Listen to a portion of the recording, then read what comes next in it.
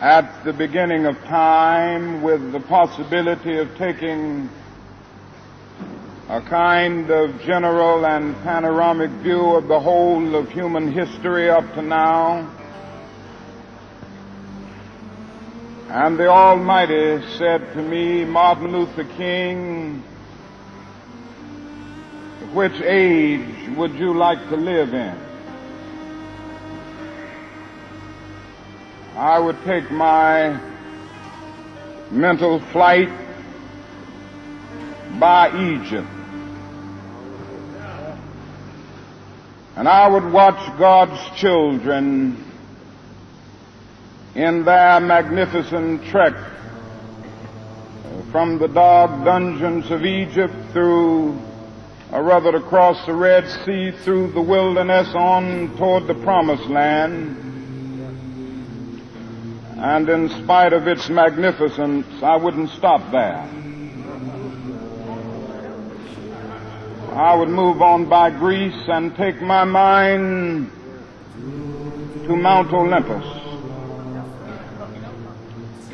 And I would see Plato, Aristotle, Socrates, Euripides, and Aristophanes assemble around the Parthenon.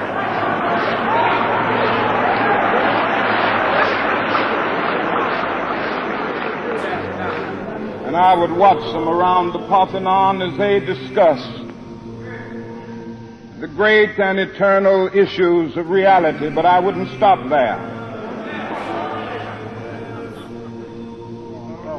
I would go on even to the great heyday of the Roman Empire.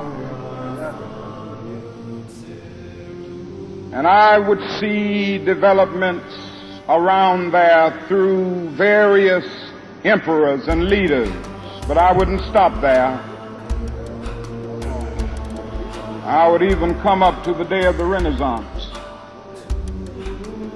and get a quick picture of all that the Renaissance did for the cultural and aesthetic life of man, but I wouldn't stop there.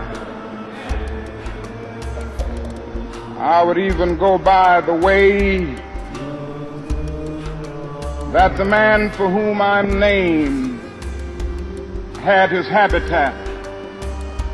And I would watch Martin Luther as he tacks his 95 Theses on the door at the church of Wittenberg, but I wouldn't stop there. I would come on up even to 1863 and watch a vacillating president by the name of Abraham Lincoln finally come to the conclusion that he had to sign the Emancipation Proclamation, but I wouldn't stop there.